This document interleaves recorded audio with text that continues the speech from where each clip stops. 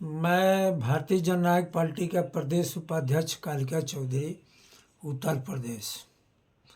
मेरे नौजवान साथियों, मैं क्या बताऊं, इस देश का दुर्भाग्य है कि आरएसएस वाले आज हर जगह बैठ गए, हर कुर्सी पर बैठ गए, कब्जा कर लिए।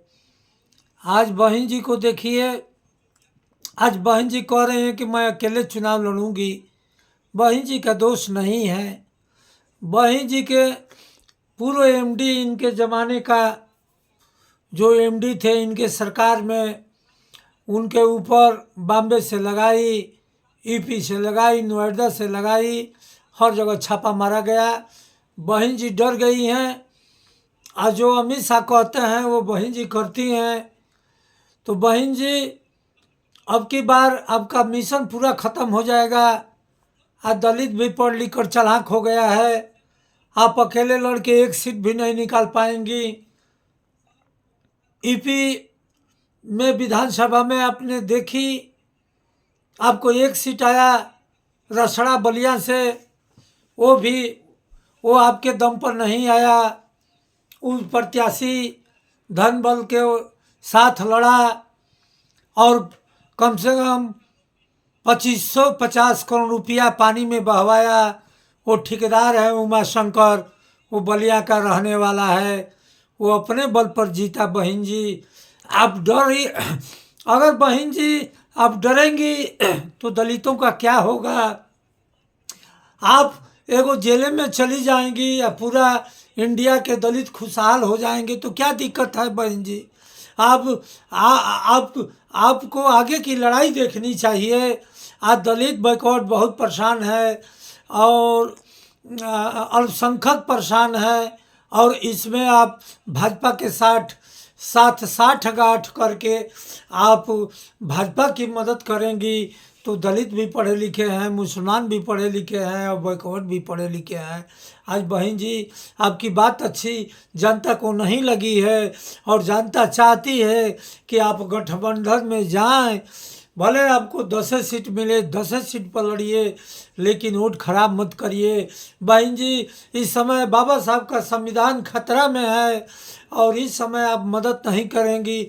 अगर अकेले आपको जेल जाने से पूरा बाबा साहब का संविधान बच जाएगा तो क्या दिक्कत है? और दलित इतने हैं कि आप जेल नहीं जा पाएंगी। ये लोग हड़का रहे हैं।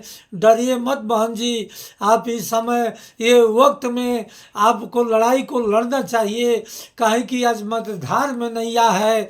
ईवीएम के चोरी करके ये सब चुनाव जीतने वाले लोग आज राम को लेकर आए, राम सबको लेकर आए, लेकिन ये लोग रामे को लेकर आ गए और राम के नाम पर ये ठगी कर रहे हैं। सब पूरे हिंदुस्तान के भोली भाली जनता को ये सब ठग रहे हैं। बहन जी, एक चंपत राय है, वहाँ दलाल बैठा है, वो लूट कर राजा हो गया। अब पैसा लूट के मोदी को भी भेजता है, अमित शाह को भी भेजता है। ये चंपत राय, इसको तो अयोध्या के लोग भगा नहीं रहे हैं, समझ में नहीं आ रहा है। इस राम के मंदिर से भिखारी पैदा होंगे बहन जी। और आप डर रही हैं भाजपा से, जेल जाने से डर रही हैं। ये सारे बात हम लोग समझ रहे हैं, लेकिन बहन जी आने वाला इतिहास आपको बहुत बुरा कहेगा बहन जी। आप जो काम करने जा रही हैं भाजपा वालों के डर से, जेल के डर से, आपका इतिहास गड़बड़ लिखा जाएगा बहन जी। आपने कभी संघर्ष नहीं किया, कांशीराम के संघर्ष पर और मिशन पर आपने टिकी रही। आपका वो ताकत, वो बल कहाँ चला गया बहन जी? आप तो भाजपा के समर्थन करके यूपी की सरकार बनवाई, अब समर्थन करके आप देश की सरकार 24 में बनवाने जा रही हैं बहन जी। आपका तो अब समझ लीजिए कि दलित भी बहुत गुस्से में है, बैकवर्ड और संख्यक भी गुस्से में है। आपकी राजनीति ठीक नहीं है। अब आप 5% नहीं 1% उठ पाएंगी। दलित भी अपना रास्ता देखेगा, क्योंकि दलित भी परेशान है, अपमानित हो रहा है। आज शिक्षा का दुर्दशा देखिए, शिक्षा सब खत्म किया जा रहा है। खाली ये गेरुआ बहन पहन के ये जाहिल लोग आकर और हिंदुस्तान का मिजाज इधर से उधर भटका रहे हैं। और पढ़ाई पर कोई नहीं ध्यान दे रहा है, बेरोजगारी पर कोई ध्यान नहीं दे रहा है, और मजदूरों को मजदूरी नहीं है। बहन जी, इस लड़ाई को आप नहीं लड़ेंगी तो कौन लड़ेगा? बाबा साहब ने अकेले कलम से लड़ दिया, कांशीराम ने अपने मिशन से लड़ दिया। अब बहन जी, आपके ऊपर बहुत बड़ा जिम्मेवारी है। आपको गठबंधन करना चाहिए और गठबंधन के तहत चुनाव लड़ना चाहिए। बहन जी, भले आपको जेल भेजे, ये सब जेल का फाटक तोड़ने का हम लोग हैसियत रखते हैं।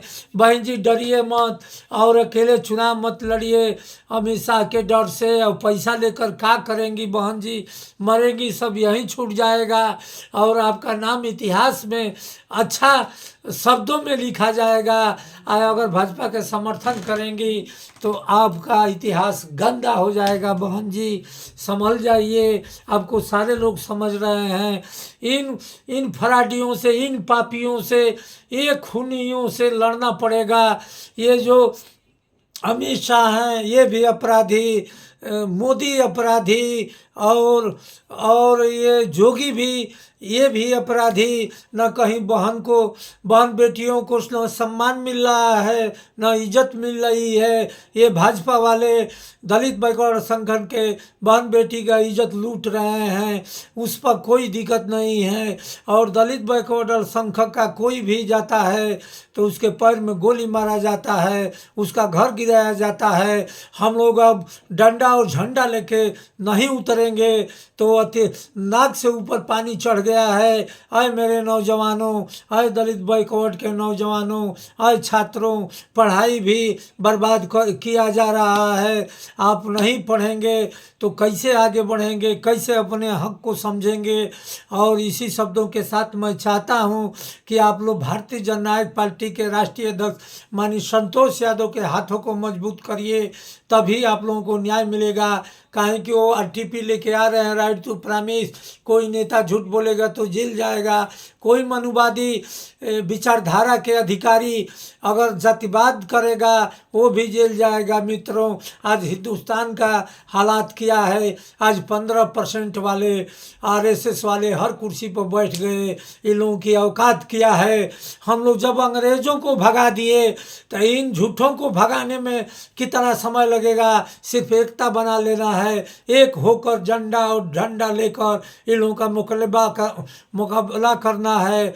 ये सब लथेर लोग हैं, जल्दी मानने वाले नहीं हैं सब। अब राम को लेकर आए हैं, राम किसी को भोजन नहीं देगा, रोजगार भोजन देगा। पढ़ाई मिशन से आप मंगल ग्रह पर जाएंगे। आज देखिए बाबा साहब का कानून का दुरुपयोग हो रहा है। आज गांधी जी की आत्मा, सुभाष चंद्र बोस, चंद्रशेखर की आत्मा, चंद्रशेखर आज़ाद की आत्मा, सारे लोगों की आत्मा इस भारत देश के दुर्दशा को देखकर स्वर्ग में रो रही है। मेरे मित्रों, नौजवान साथियों, हमारे पूर्वजों ने अपने लहू से इस देश को सींचने का काम किया, भारत माँ को सींचने का काम किया। आज उन लोगों का तपस्या, उन लोगों का बलिदान आज ये लोग ख़त्म करना चाहते हैं, लेकिन ख़त्म नहीं हो पाएगा। हम लोग में भी ताकत है और एकता है, वोट भी ज़्यादा है। ईवीएम को हटा देना है, ये लोग भी सीट इंडिया में नहीं निकाल पाएंगे। इसी शब्दों के साथ मैं सबसे निवेदन करता हूँ कि आप लोग भारतीय जननायक पार्टी के साथ आइए और संतोष यादव के हाथों को मजबूत करिए। दलित बैकवर्ड अल्पसंख्यक की लड़ाई संतोष यादव लड़ेंगे, बकिया किसी का बस का नहीं है। जो आरएसएस में झोरा ढोने वाले दलित बैकवर्ड हैं, इन लोगों को अपने दरवाजे पर बैठने मत दीजिए। इसी शब्दों के साथ जय हिंद, जय भारत, जय भारतीय जननायक पार्टी, जय भीम।